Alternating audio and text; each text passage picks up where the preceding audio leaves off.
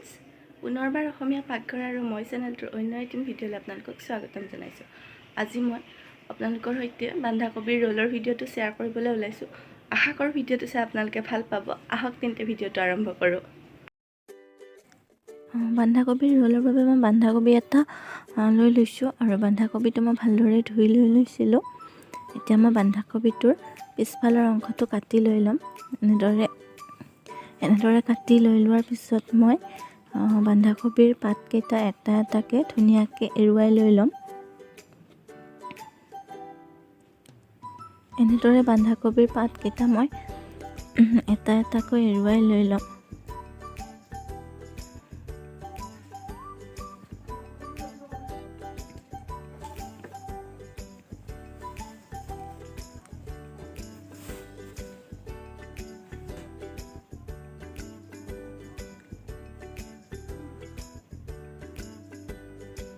এনেদৰে এৰুৱাই লোৱাৰ পিছত মই বন্ধাকবিৰ মাজৰ যিডাল আহ থাকে সেইডাল আহ মই অকণমান কাটি লৈ ল'ম, যাতে আমাৰ বন্ধাকবিৰ ৰোলটো বনাওঁতে ভাল হয়, মেৰুৱাব ভাল হয়। এনেদৰে মই কাটি লৈ ল'লোঁ।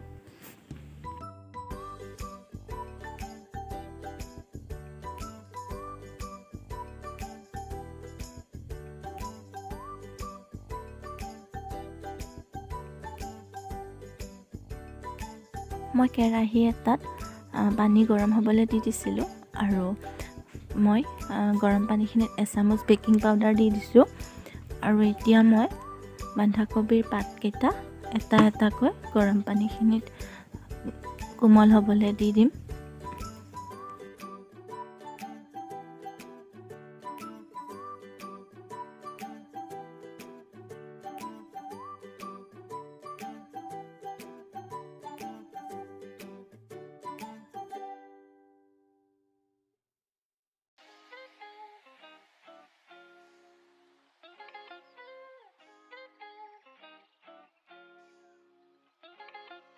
দুই তিনি মিনিটমান সময়ৰ বাবে মই গৰম কৰি কবিৰ পাতটো উঠাই দি দিম। এনেদৰে মই আটাইকেইটা পাত গৰম পানীত দি লৈ কোমল হ'বলৈ দি দিম।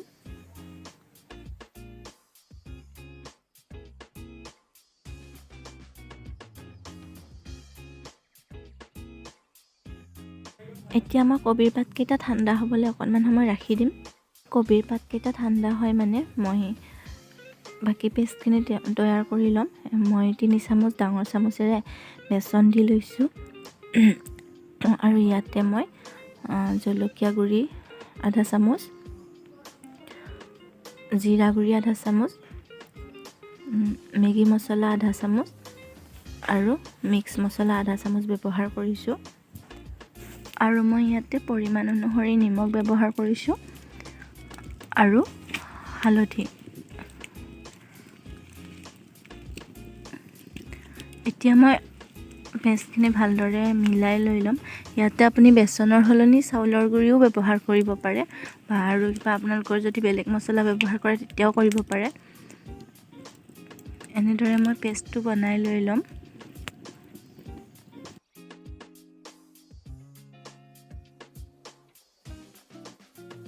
এনেদৰে বনাই লৈ ল'লোঁ আৰু এতিয়া মই অকণমান সময়ৰ বাবে ৰাখি দিম। আৰু মই বন্ধাকবিৰ মাজত দিবলৈ বইল আলু 4টা পিটিকি লৈ লৈছিলোঁ আৰু এতিয়া মই বইল মটৰ কেইটামান দি লৈছোঁ। তাৰপিছত পিঁয়াজ দুটা মই মিহি মিহিকৈ কাটি লৈ লৈছোঁ আৰু ধনিয়া পাত আৰু এয়া পিঁয়াজৰ পাত আৰু জলকীয়া। মই জলকীয়া 5-6টা ব্যৱহাৰ কৰিছোঁ, আপোনালোকৰ পৰিমাণ অনুসৰি কাটি দি ল'ব। নিমখ মই বেছি ব্যৱহাৰ কৰা নাই, কাৰণ নিমখ মই বেচনৰ পেষ্টটোতো নিমখ দিছিলোঁ, সেইবাবে পৰিমাণ অনুসৰি লৈ লৈছোঁ। আৰু ইয়াতে মই একেই মছলা ব্যৱহাৰ কৰিছোঁ, জিৰা, মেগী মছলা, মিক্স মছলা আৰু জলকীয়া গুড়ি ব্যৱহাৰ কৰিছোঁ। আৰু মই বন্ধাকবিৰ মাজৰ কোমল অংশটো কাটি লৈ লৈছোঁ। আপোনালোকে বেলেগ পাচলি ব্যৱহাৰ কৰিলেও কৰিব পাৰে। এতিয়া মই আটাইখিনি বস্তু ভালদৰে মিলাই লৈ ল'ম। এনেদৰে মই আটাইখিনি বস্তু ভালদৰে মিলাই লৈ ল'লোঁ। মই বইল কৰা বন্ধাকবিৰ পাতটো লৈ লৈছোঁ আৰু ইয়াতে মই বনাই থোৱা পেষ্টখিনি আলু মটৰৰ পেষ্টখিনি দি ল'ম। দি লৈ পাতটো ভালদৰে মেৰিয়াই লৈ ল'ম। এনেদৰে মই মেৰিয়াই লৈ ল'লোঁ।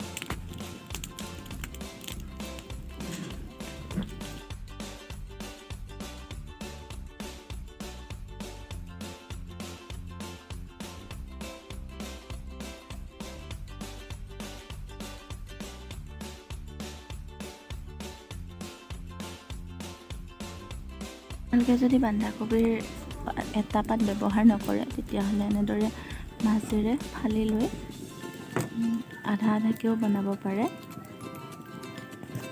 এনেদৰে ফালি লৈ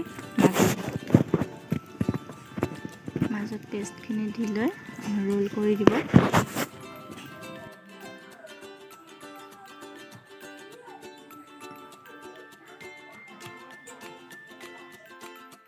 মই আটাইবোৰ বন্ধাকবিৰ পাত এনেদৰে ৰোল কৰি লৈ ল'লোঁ। এতিয়া মই বেচনৰ পেষ্টখিনিত এটা এটাকৈ লেটিয়াই লৈ তেলত ভাজি দিম। এনেদৰে মই তেলত ভাজি লৈ ল'ম। আশা কৰোঁ ভিডিঅ'টো চাই আপোনালোকে ভাল পাব আৰু যদি ভিডিঅ'টো চাই ভাল পায় তেতিয়াহ'লে লাইক এটা কৰিব আৰু লগতে ভিডিঅ'টো আপোনালোকৰ ফ্ৰেণ্ডৰ লগতো শ্বেয়াৰ কৰি দিব। আৰু যদিহে আপুনি মোৰ চেনেলটো নতুন হয় তেতিয়াহ'লে চেনেলটো ছাবস্ক্ৰাইব কৰিবলৈ নাপাহৰিব আৰু কাষত থকা বেল আইকনটো ক্লিক কৰি দিব। তাত অলপ ক্লিক কৰি দিব যাতে মই ভিডিঅ' আপলোড কৰিলে আপোনালোকে সোনকালে নটিফিকেশ্যনটো পায়।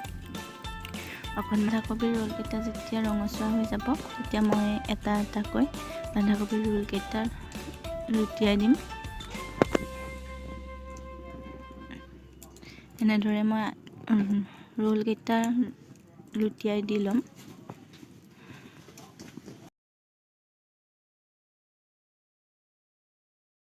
বন্ধাকবিৰ ৰোলকেইটা হৈ গৈছে। এতিয়া মই বন্ধাকবিৰ ৰোলকেইটা নুমাই লৈ ল'ম।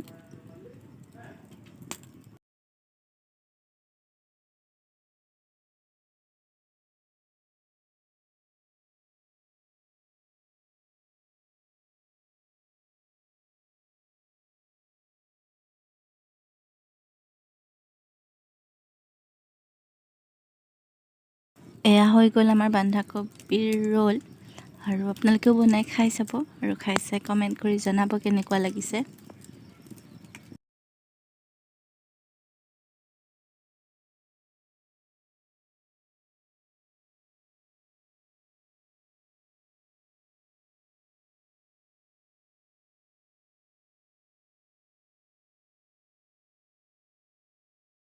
ভিডিঅ'টো চাই কেনেকুৱা পালে জনাবচোন। যদি ভিডিঅ'টো চাই ভাল পালে তেতিয়াহ'লে লাইক কমেণ্ট শ্বেয়াৰ আৰু লগতে চেনেলটো ছাবস্ক্ৰাইব কৰিবলৈ নাপাহৰিব। ভিডিঅ'টো চোৱাৰ বাবে আপোনালোকলৈ অশেষ ধন্যবাদ। তে আজিলৈ বাই বাই।